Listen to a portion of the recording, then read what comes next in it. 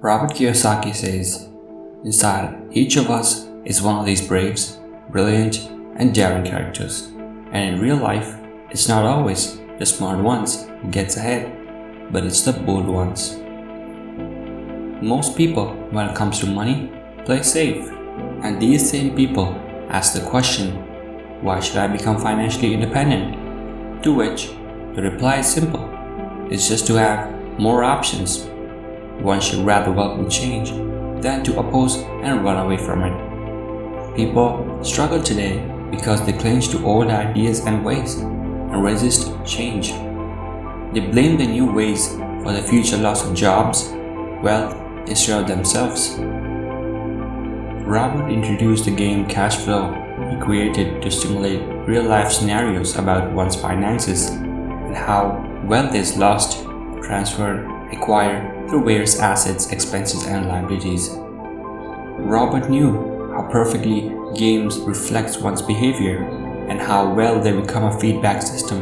So, some hated the game, some loved it, and some missed the point. But nobody can deny that whatever happens in that game is exactly what happens in real life, and how your lack of understanding financial language makes your road to riches hard. The whole purpose of the game was to teach players to think and create new and various financial options. It was all about one's creativity and their ability to take calculated risks. The game treated everyone as per their ability. Some are good in investing, so they become rich fast. Some are scared investors, so their road is tough and slow. Some end up broke, and some just can't understand anything. How rich play in real life is amazing. They never treat money as something real, because sometimes it's in the form of real estate, stocks, data, factories, power, contracts, etc. It's the value what you're interested into.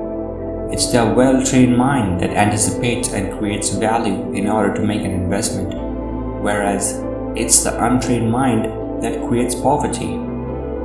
The world is always handing you opportunities of a lifetime, but too often we fail to see them. Some people will be on their knees begging for jobs. Meanwhile, people with good financial intelligence will make millions with those opportunities. That is why it is important you to have great financial background. Here, Robert describes how he made millions by starting out small. He started by buying a piece of property for $45,000 that was listed for $65,000 with a down payment of $5,000. Later, he sold it for $95,000 and cleared all his debt. Later, he bought a 12-unit apartment for $275,000 that was listed for $450,000. Later, he sold it for $500,000. After taking the profits and additional money, he bought a 30-unit apartment at $900,000, which he sold for $1.2 million. He kept doing this for years, and it was the tenants of those apartments that paid significantly for the mortgages of the property owned by Robert. Many such deals come and go, and the greater your financial knowledge, the easier it is to tell if the deal is good or bad.